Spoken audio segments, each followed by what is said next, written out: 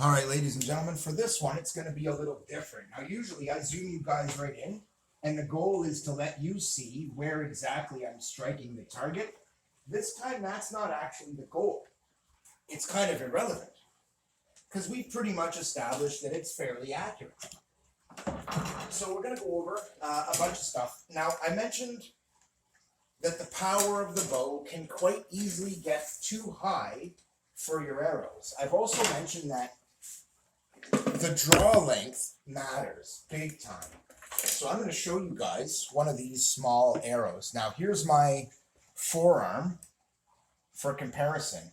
Now I've already shown the measurements of these, so go back and watch the other videos and I'll show you the measurements and the weights of these. But these are well over 700 grain, and they're so short, you can see when it's locked in the bow how short this really is.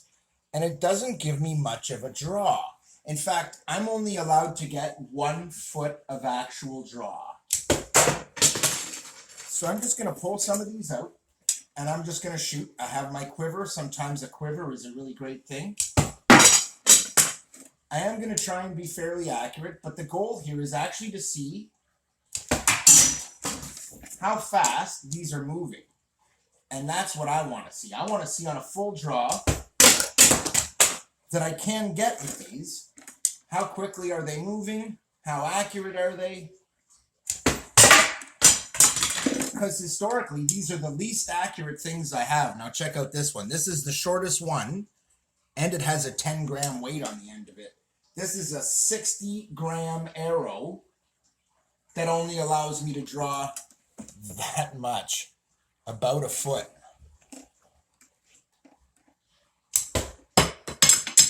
Still comes off all right. I have another one here just like it, and I'm going to give that one a go.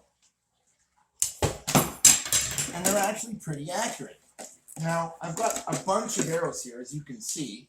Now, this one is longer, but has the same 10-grammer on the front of it, only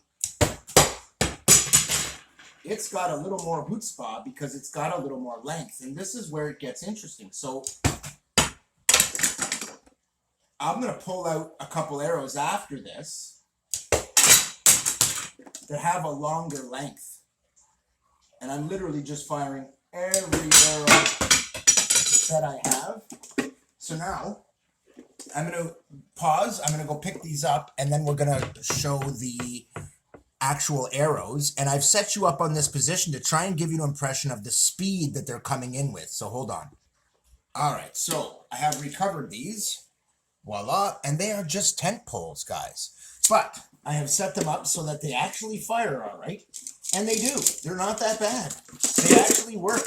Now, you know, as to whether or not you get a kill with them, that's kind of irrelevant. This is for target shooting.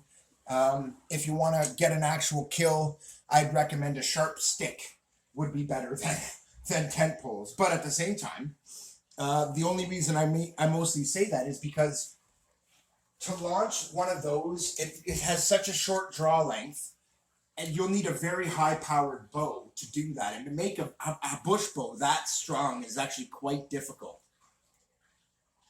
So now, this is the difference. So this one, I can't even show you the actual draw length.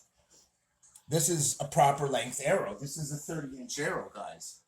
It's actually 31, I think, or no, 30. And the longest ones are 30 that I've got here. And that is just shy of a full draw, guys. Just shy of a full draw. And you can see now, I'm not trying for accuracy here. In fact, I'm not even looking at the target. I'm more looking at where they're going to ricochet and watching the tip of the arrow to see how much draw I get. Now, if you notice, they're going a fair bit faster. And this is where it comes into it. So this bow is pretty weak early on in its draw. In fact, they all are. These are just fishing rods. They're not exactly ideal to fire, but they do work. You can, in fact, shoot them. And they can, in fact, be very accurate and very lethal. In fact, if I had to right now, this would actually be one of the ones I would use to hunt with. And it's pretty sweet, guys. It's actually one of my favorites to actually shoot. And so, you know, there's all these little things that come into it. Now this one, I just wanted to show you that you could fire just about any damn thing.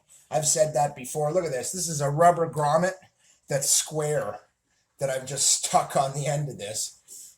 And you can see that there. This is out of a vaporizer. It's a rubber seal, but it weighs a couple grams, and that makes it a fine weight. Combine that with the long draw length that this gets. This is one of the longest ones. It gives me such a good draw length, and it's not a bad weight. But these are looking right around that 700 grain mark. Between, if I remember correctly, my lightest ones were 640, and my heaviest one, and I don't actually have any of those, they're not here. And the highest ones were 740. This was a 740 when it had its tip that weighed a little more than this one, significantly more actually. Right now it's probably just under 800 grain, you might think, but no, it's more like 750, 760 or something like that. So, you know, this is still firing pretty heavy weight, but it's firing it with a really good draw length. Such a good draw length that it's a freaking rocket ship when it comes off of there, guys. Now I'm going to start trying to get some accuracy, and this is the other part of that. If you really want perfect accuracy, you need to figure the draw length that's ideal. Well, that wasn't piss poor accuracy. In fact, I had more to worry about from it slapping me in the face as it came back toward me at 80 miles an hour. And if I shorten my draw, it actually gets pretty much ideal. So I just wanted to show you these three arrows because they are really close in size and in draw length. And I'll show you the difference and why I want the longer arrows and not these little shorties. Okay, so here's the bow I've been shooting. Here is the arrows that I have been shooting. And look at the length difference. Here's one of the longest heavy ones. And you can see here, we're looking at a significant difference, guys, in draw length. Okay. My best three are all sharing the same thing in common. They're within half an inch length of one another. And if we line them all up perfect like that, you can see that I'm no flim-flam. They're all really close in length. Now, they're also close in weight.